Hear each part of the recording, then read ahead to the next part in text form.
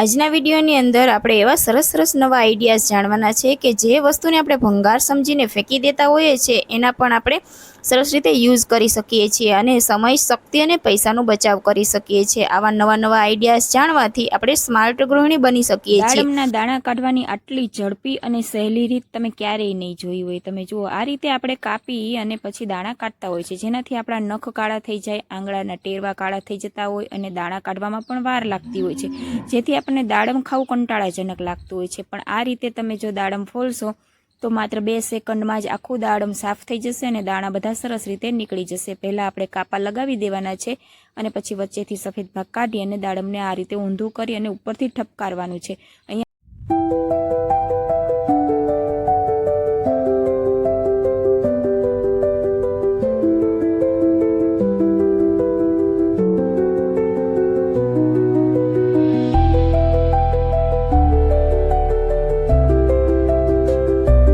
તો આ રીતે આપણે દાડમના દાણા કાઢીશું તો આપણા નખ પણ કાળા નહીં થાય, આંગળાના ટેરવાય કાળા નહીં થાય અને સરસ રીતે બધા જ દાણા નીકળી જશે। અને જે ખરાબ દાણો હશે એ આપણા નીચે જે નીકળેલા છે દાણા એમાં ભેગો નીકળશે પણ નહીં, એ દાડમના છોતરામાં જ રહી જશે। તો આ રીતે તમે દાડમ જો તમે કેટલું જોઈ શકો છો કે આખું દાડમ ખાલી થઈ ગયું છે અને સરસ રીતે ઝડપથી। હવે ગૃહિણીને રસોડાની અંદર રોજ ઉપયોગમાં આવતી આ રોટલી વણવા માટેની પાટલી જે ખરેખર ખૂબ જ એકદમ ચોખ્ખી અને જંતુમુક્ત હોવી ખૂબ જરૂરી છે।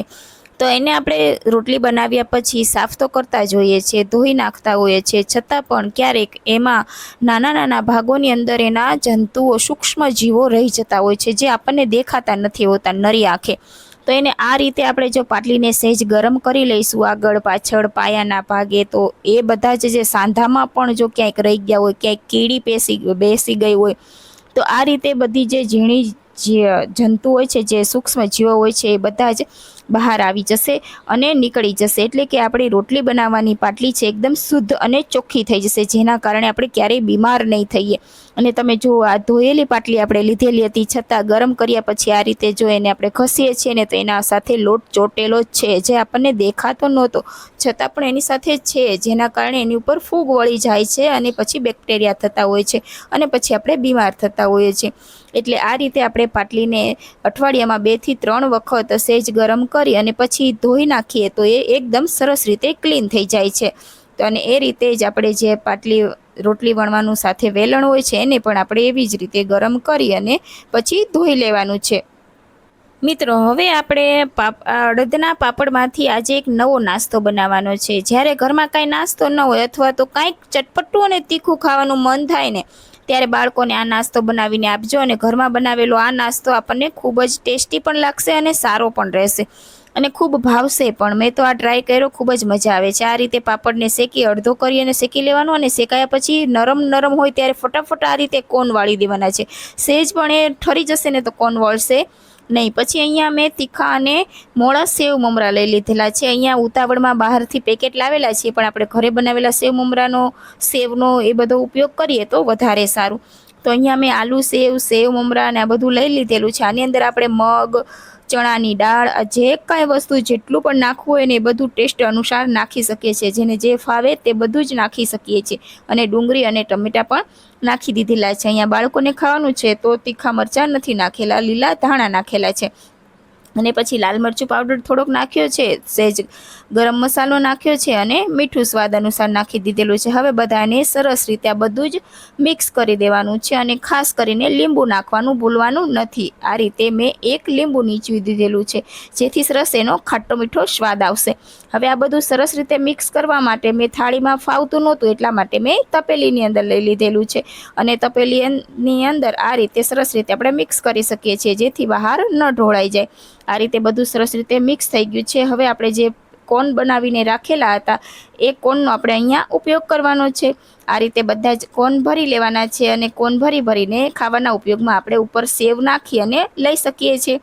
જુઓ, દેખાવમાં એટલા સુંદર લાગે છે કે ખાતા જ રહી જઈએ અને ખાવામાં પણ એટલા ટેસ્ટી લાગે છે। તો આ નાસ્તો તમે ઘરે જરૂર ટ્રાય કરજો। મિત્રો, આ રીતના ચોપર લગભગ બધા જ રસોડાની અંદર ઉપયોગમાં લેવાતા હોય છે। જ્યારે આની દોરી તૂટી જાય ત્યારે એ સારું કામ આપતું નથી અને આપણે એને ભંગાર સમજી અને ફેંકી દેતા હોઈએ છીએ, ઉપયોગ લેતા નથી। પણ આજે આપણે આ ચોપરને ભંગાર સમજી ફેંકી નહીં દઈએ અને નવા જેવું સરસ ફરીથી તૈયાર કરી લઈશું. માત્ર 2 જ મિનિટની અંદર એ સરસ તૈયાર થઈ જશે. જો આ દોરી તૂટી ગઈ છે એટલે આપણે એ કામ નથી આપતું.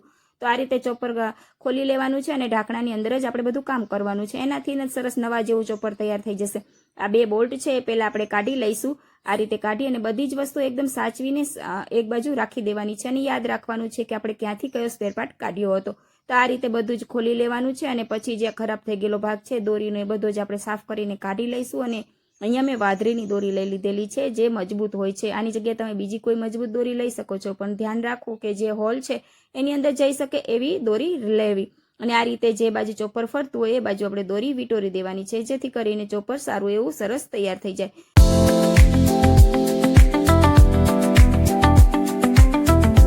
એકદમ મજબૂતાઈથી. તો આ રીતે પછી પાછળથી આપણે ઢાંકણું રાખી દેવાનું છે અને બોલ્ટ પછી આપણે ફરીથી ફિટ કરી દેવાના છે સરસ રીતે. અને જ્યાં હેન્ડલ હોય છે એની અંદર પણ આપણે દોરી પસાર કરવાની હોય છે. તો એમાં દોરી પસાર કરી અને અહીંયા ગેટ લગાવી દેવાની છે. આ રીતે કોઈ જ તામઝામ નથી, વધારે કોઈ મહેનત નથી, માત્ર 2 મિનિટની અંદર સરસ તૈયાર થઈ જાય છે. તો આ રીતે નવા જેવું સરસ જ ચોપર બનીને તૈયાર થઈ ગયું છે, જે નવા જેવું જ કામ આપશે. મેં અહીંયા ડુંગળી નાખી દીધી છે, તમે જોઈ શકો. આપણે ચોપ કરી લઈએ સારું ચોપ થાય છે કે નહીં. જો આ રીતે આપણે જોઈ શકીએ છીએ ચોપર સરસ કામ આપે છે. ખૂબ જ સરસ રીતે ડુંગળી સારી એવી ક્રશ થઈ ગઈ છે. તો આ રીતે ચોપર આપણે ઘરે જ રિપેર કરી શકીએ છીએ. વિડીયો તમને ગમ્યો હોય તો લાઈક ફોલો જરૂર કરી દેજો. હાથમાં આપણને આ રીતે કોઈ શાક કાંટાવાળી વસ્તુ અથવા તો કોઈ શાકભાજી રીંગણ કે એવું કાંઈ લાવ્યા હોય ને આવી રીતે આપણને કાંટો અહીંયા લાગી ગયો. આ મને રીંગણમાંથી લાગેલો છે કાંટો. તો આપણે કોઈ પણ સોય અથવા તો પિનની મદદથી કાઢતા હોય છે, પણ એવી રીતે નહીં કાઢતા. આપણે આ રીતે કાઢીશું ને તો આપણને દુખશે પણ નહીં અને કાંટો સરળતાથી નીકળી જશે. અહીંયા લસણની કળી અડધી કાપીને લઈ લીધેલી છે અને પછી એની ઉપર સેલો ટેપ આ રીતે લગાવી દેવાની છે. પછી આ રીતે ફિટ કરી દેવાની છે, નીકળી ન જાય એ રીતે 10 થી 15 મિનિટ 20 મિનિટ જેવું રાખી મૂકવાનું છે અને હલાવવાની નહીં.